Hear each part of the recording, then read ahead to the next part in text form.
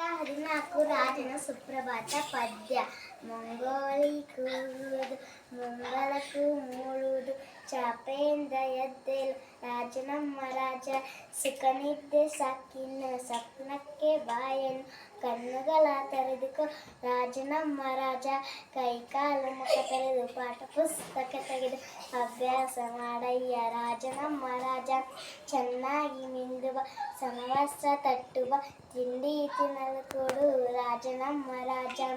ಶೂಗಳನ್ನು ಕಟ್ಟಿಕೊ ಚೀಲವನ್ನು ಎತ್ತಿಕೊ ಶಾಲೆ ಕಡೆ ಹೆಜ್ಜೆ ಇಡು ರಾಜನಮ್ಮ ರಾಜ. ನಿಜವೆಂದ್ರೆ ನನ್ನವ್ವ ಇವತ್ತು ರವಿವಾರ ಶಾಲೆಗೆ ರಜೆಯನ್ನು ರಾಜನಮ್ಮ ರಾಜ. ಕಟಕವಾರಕ್ಕೆ ಒಂದೇ ರವಿವಾರ ನಿನ್ನೇನೆ ಆಗೋಯ್ತು ರಾಜನಮ್ಮ ರಾಜ. ಈ ಪಾಠವನ್ನು ಬರೆದರು ಕೆ ವಿ ತಿರುಮಲೇಶ್.